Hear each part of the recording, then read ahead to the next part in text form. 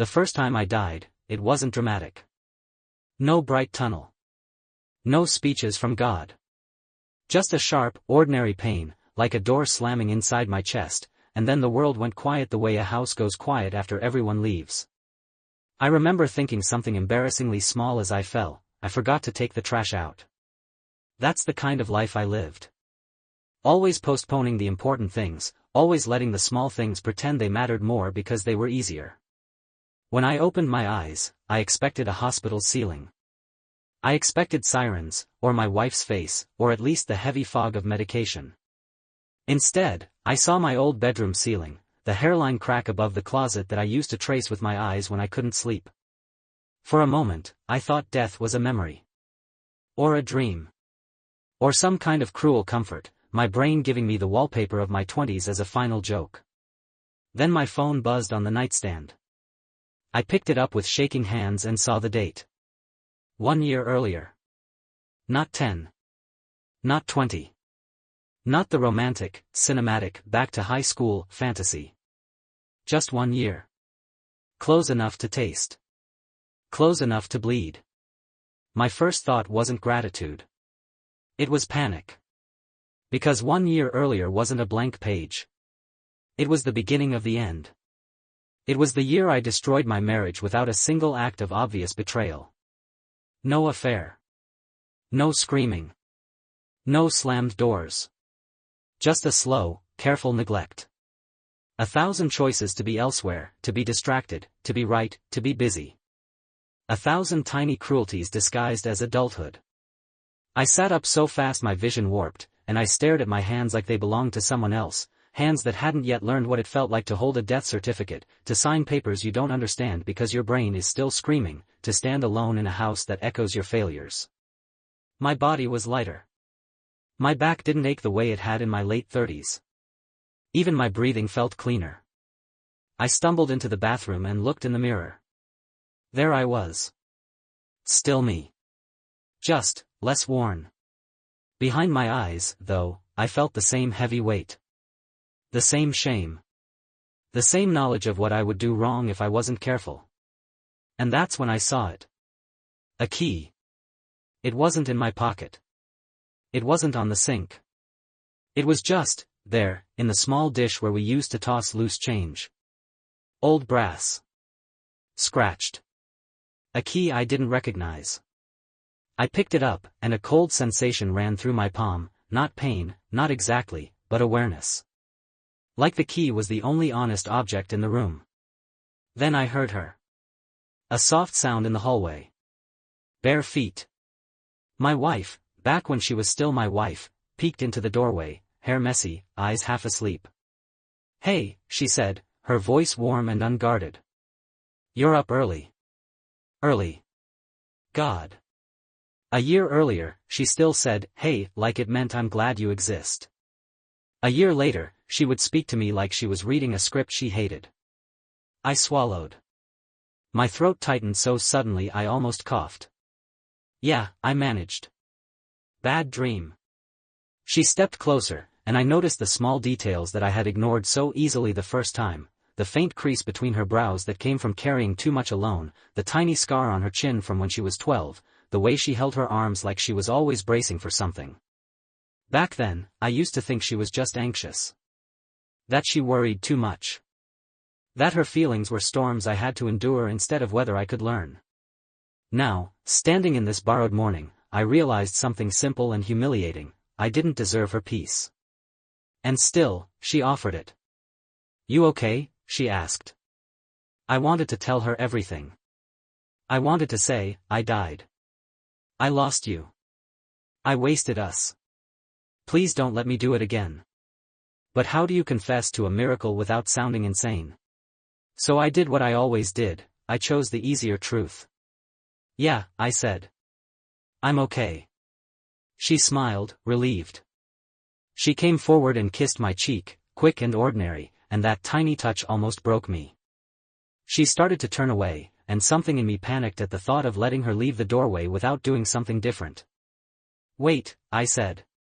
She stopped. Looked back. "What?" I hesitated. My mind raced through the future I remembered, every moment I didn't show up, every conversation I dismissed, every time I treated her love like a renewable resource. I'm sorry, I said, and even I didn't know what I was apologizing for in that exact second. Her expression softened. For what? I held her gaze. For being distracted lately. That was true. Not the whole truth, but true. She stepped closer. Are you scared about work again? Work. Always work. My favorite excuse. I nodded, because it gave her a reason that didn't require her to doubt my sanity. She reached out and took my hand like she had done 1,000 times. We'll be okay, she said. Just, don't disappear on me. I felt my stomach twist. Because I remembered the day she would finally say, "You've been gone for years," and I would argue like a lawyer instead of listening like a husband. I won't, I said. And I meant it. But meaning it wasn't enough. I knew that now. Regret taught me that intentions are pretty lies unless they become choices. After she left, I sat on the edge of the bed and stared at the brass key. A year. Only a year. My brain began listing the events I remembered as if it was reading a schedule of disasters, the promotion I chased until it hollowed me out. The argument about her father's health, where I chose logic over compassion. The night she cried in the car while I stared at my phone. The weekend I promised to visit her mother and cancelled for work. The final conversation, quiet as snowfall, "I don't feel safe with you anymore." And then my death. Not heroic. Not meaningful. A heart that gave up in a parking lot after another late meeting. A year earlier, I still had the chance to change those moments. But how? And why the key? I carried it with me all morning like a secret. At breakfast, she talked about small things, the neighbor's dog, a recipe she wanted to try, a movie she'd heard about. The kind of gentle, domestic conversation that I used to treat like background noise while I checked emails. This time, I listened. I noticed how she watched my face for signs I was leaving the room mentally. How she paused mid-sentence when I reached for my phone. I set the phone down. She looked surprised. Like she had forgotten what it felt like to be chosen. That glance made something inside me ache. It hit me then, my mistakes weren't one big betrayal. My mistakes were a pattern of absence. I used to think love was a feeling. Now I understood, love is attention, repeated. Later, at work, the world tried to pull me back into the old version of myself. My boss praised my drive. My coworker joked about winning at life. My calendar filled like a flood. And I felt that familiar hunger, the desire to be admired, to be needed, to be the man who solves everything. The first time, I had fed that hunger until it ate my home. This time, I stared at my schedule and saw it for what it was, a map of my excuses. I was about to accept a meeting that would run late when my hand brushed the key in my pocket. A cold pulse ran through my palm again. I froze.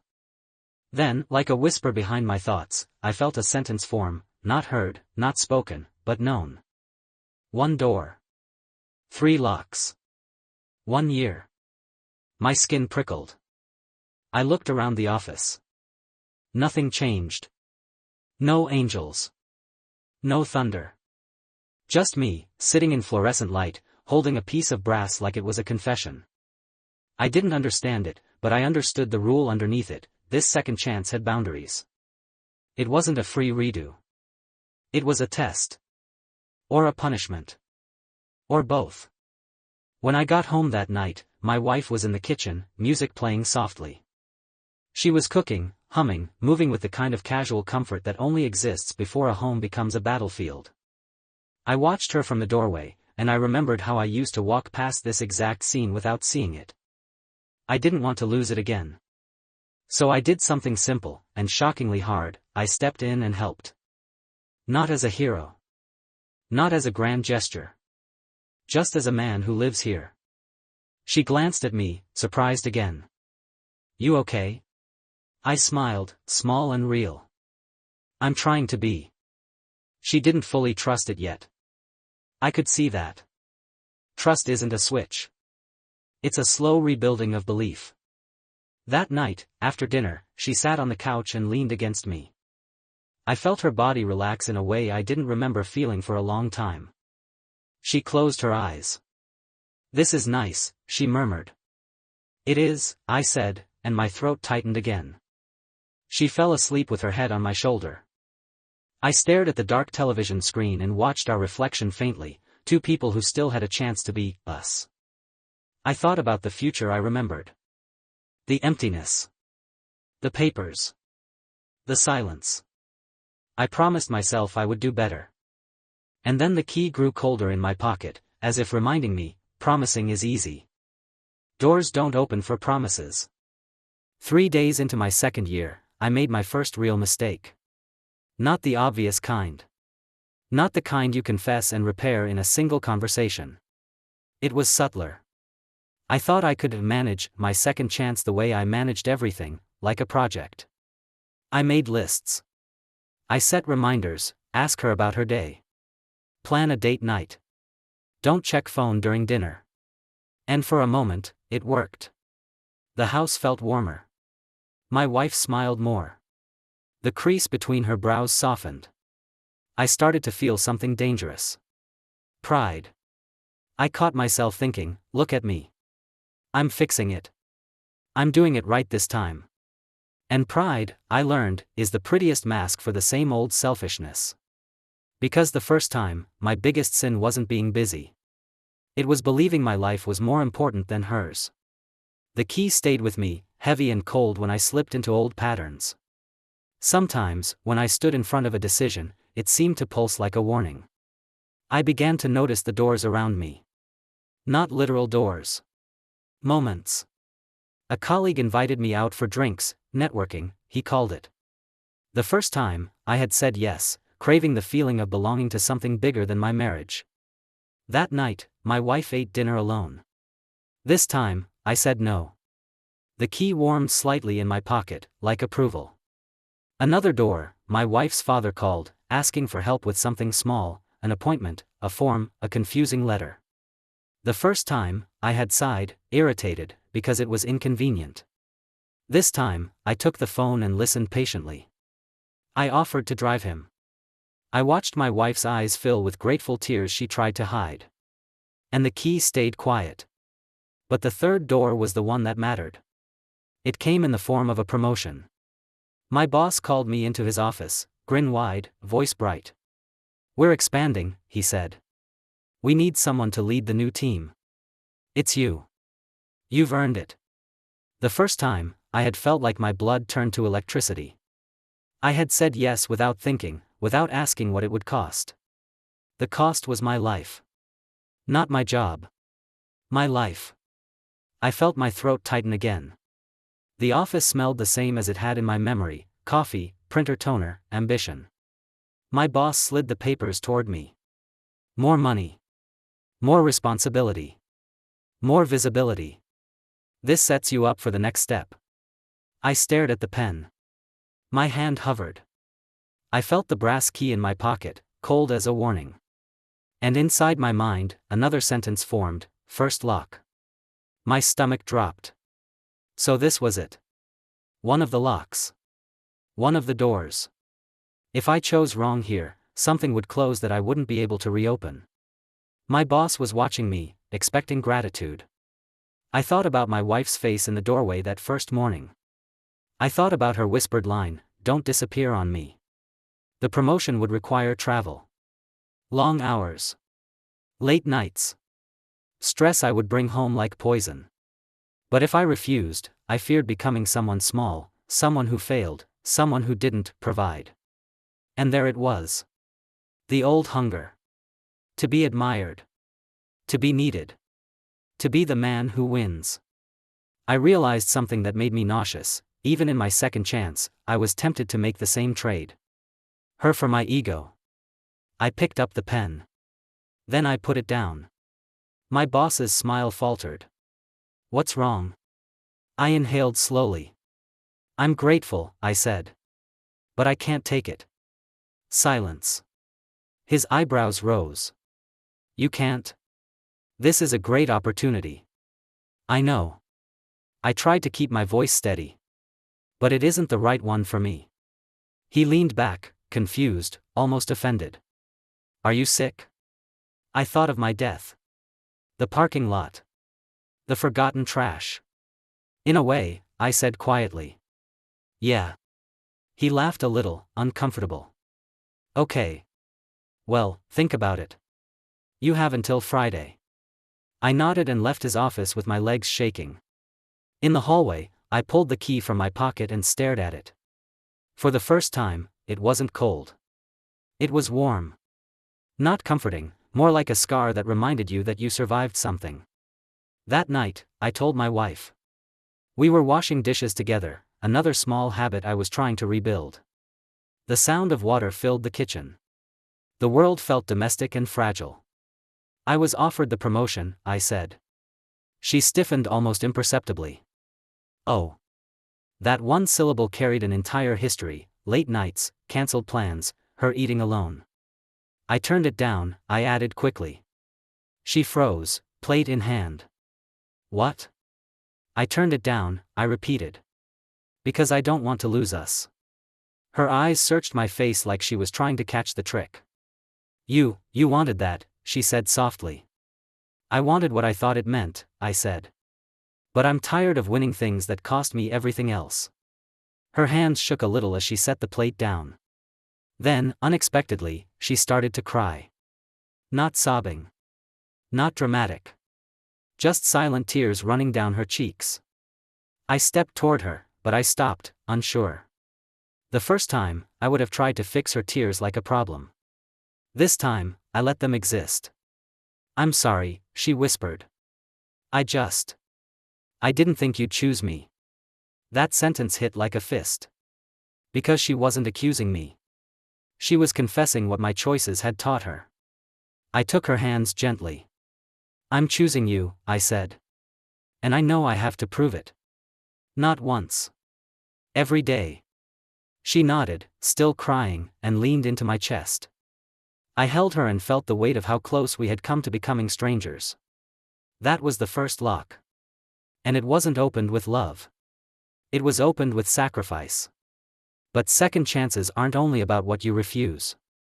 They're also about what you face.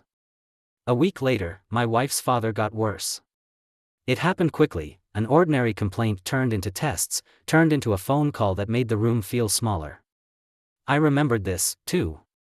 The first time, I had treated it like an inconvenience. I had told my wife, the doctors will handle it, as if love didn't have to show up. This time, I went with her. I sat in waiting rooms. I drove at night. I brought coffee and blankets. I learned how to be present without turning everything into a solution.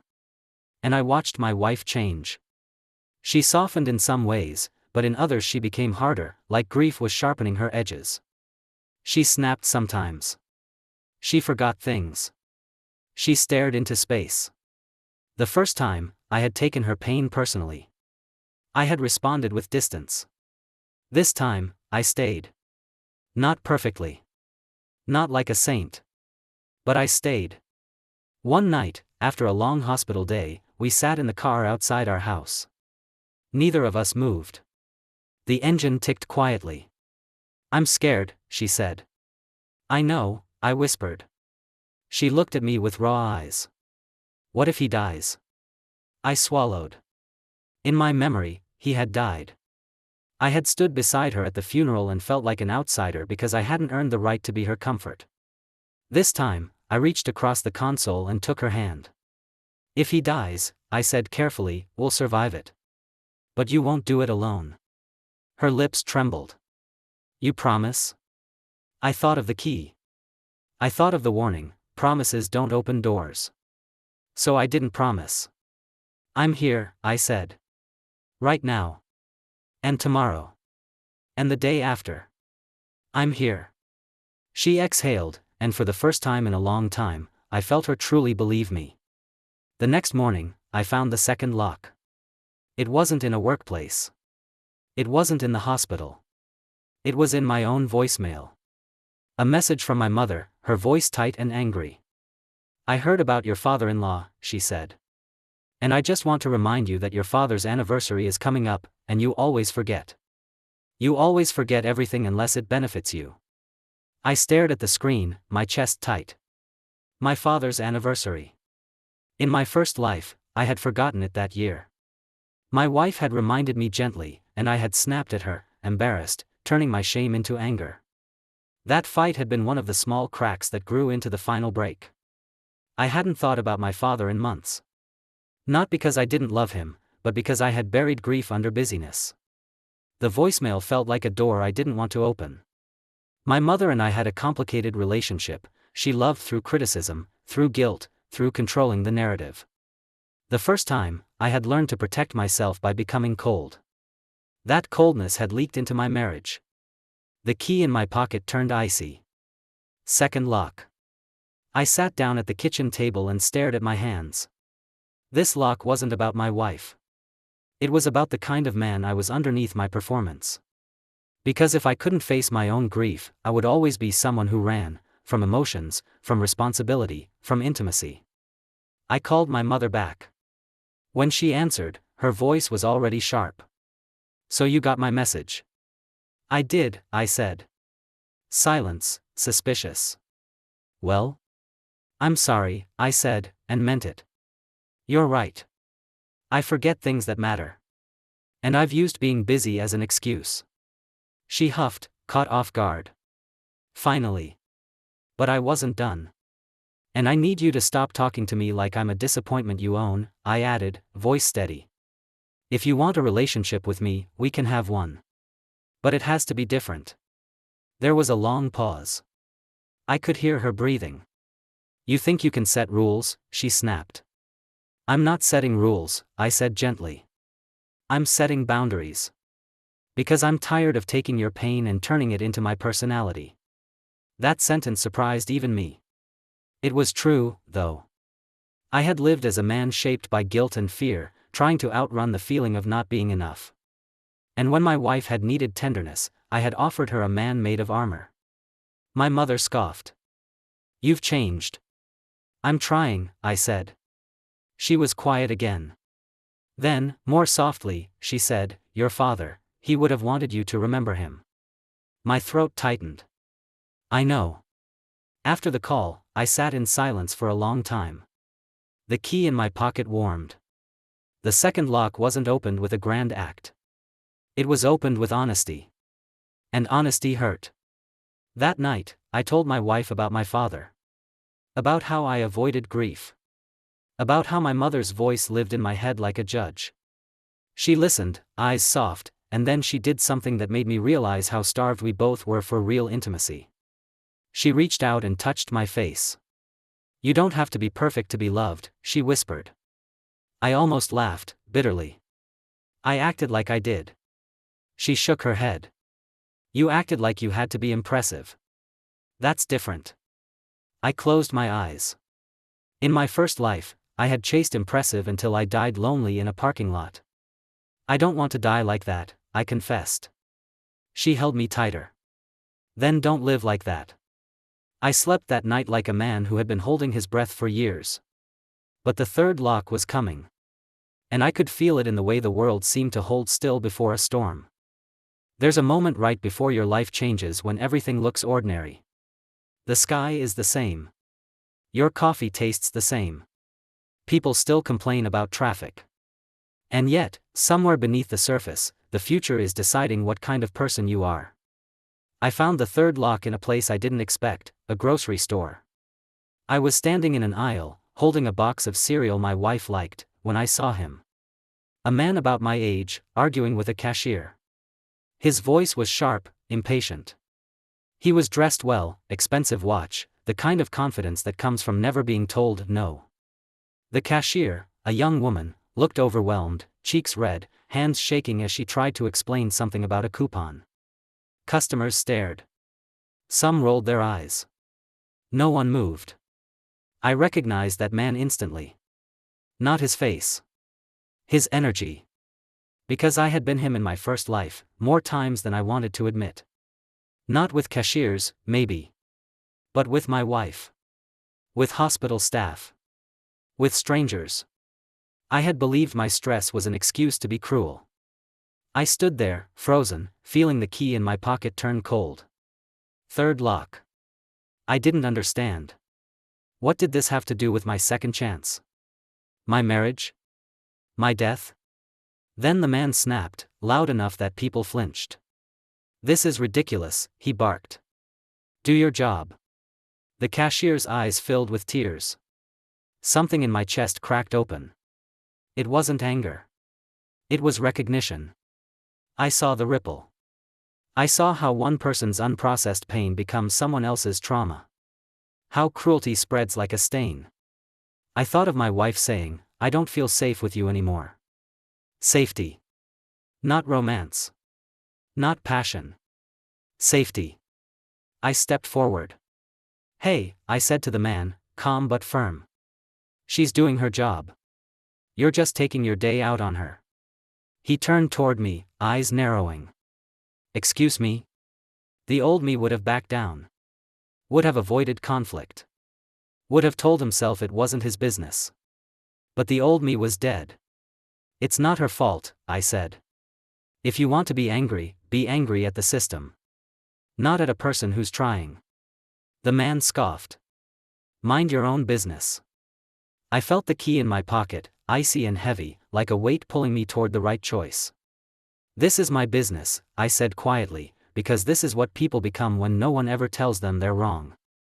A few people murmured. Someone behind me said, "He's right."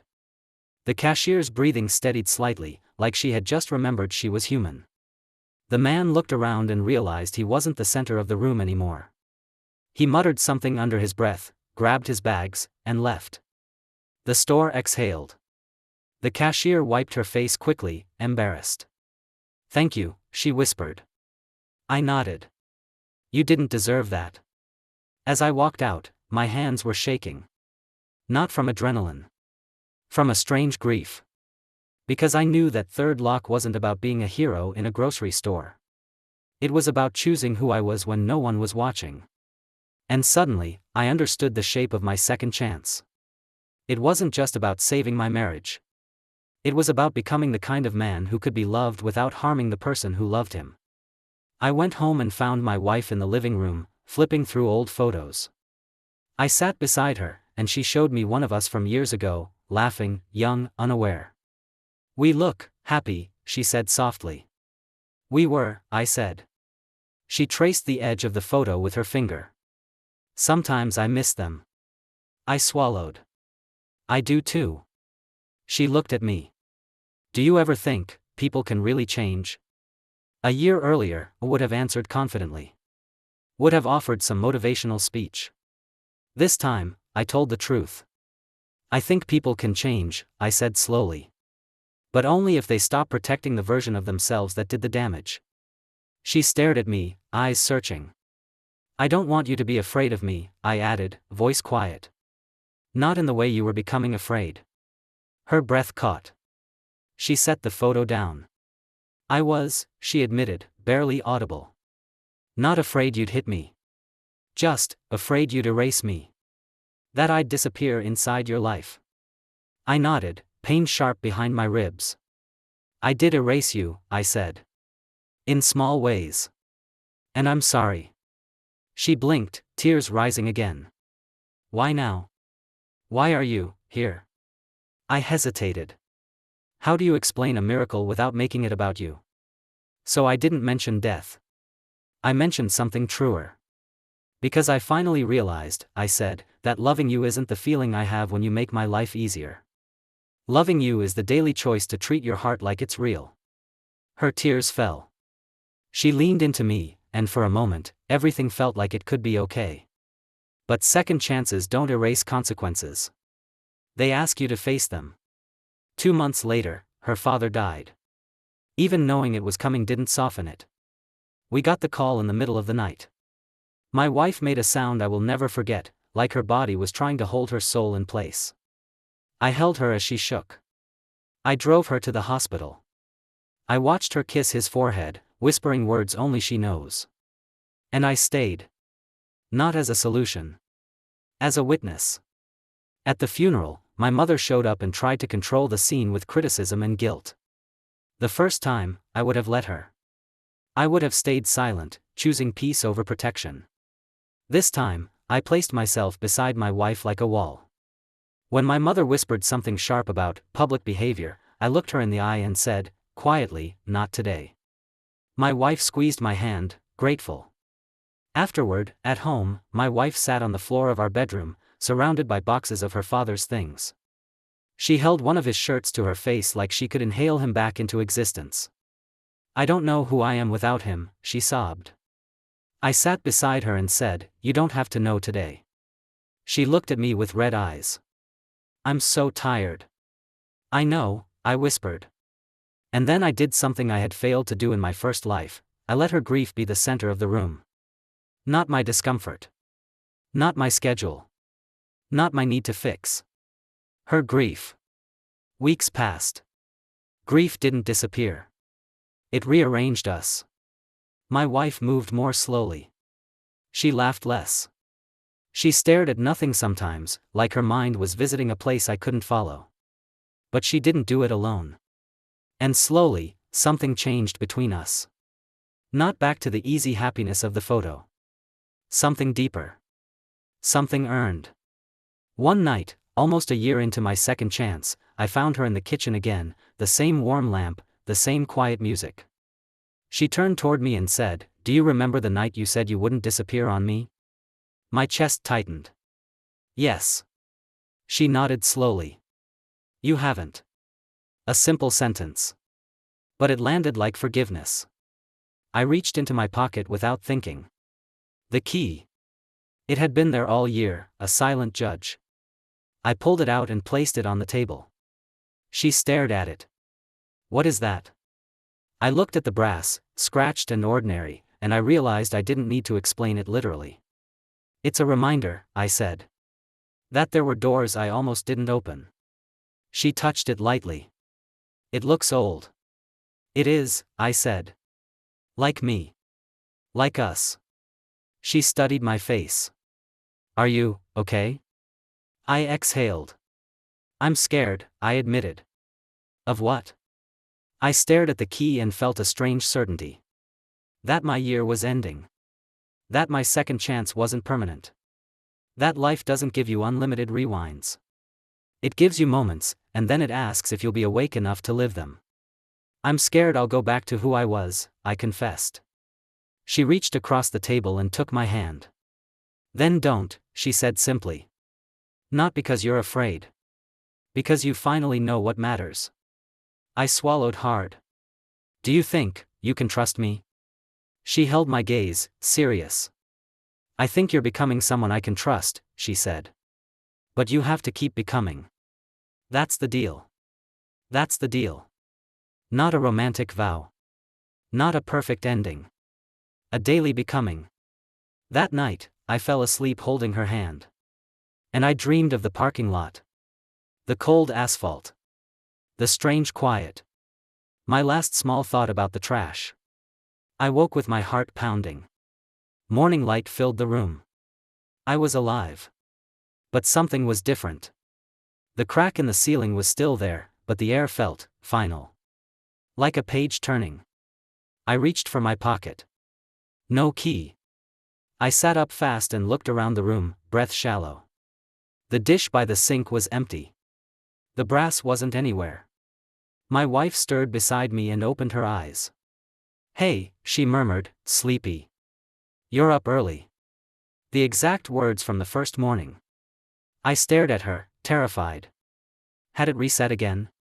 Had I failed? Was I trapped? She blinked. "You okay?" I inhaled, trembling. And then I noticed. Her expression wasn't cautious. It wasn't guarded. It was soft. Like she felt safe. I looked at my phone. The date was today. Not a year earlier. Not a rewind. Just the present. I exhaled so hard it felt like my ribs would crack. My second chance wasn't a loop. It was a gift with an expiration date. And I had reached the end of it. I turned toward her and touched her face gently, like I was learning the shape of gratitude. "I'm okay," I whispered. "I'm just here." She smiled faintly. "Good." I lay back down, staring at the ceiling, and I finally understood the lesson my death hadn't taught me until it gave me life again. You don't ruin your life in one moment. You ruin it by living as if you have endless moments. And you don't save your life with one grand change. You save it with small choices that build a person worth being. The key was gone because I didn't need it anymore. Not because I was cured. But because I finally knew the truth: second chances aren't about going back. They're about staying, right here, when every part of you wants to disappear. And for the first time in my life, I didn't mistake survival for success. I chose presence. I chose love as an action. I chose the kind of meaning that doesn't look impressive from the outside, but feels like breath from the inside. And that morning, in the quiet ordinary light, I realized something that made my eyes burn: I didn't need one more year. I needed one honest day, again, and again, and again.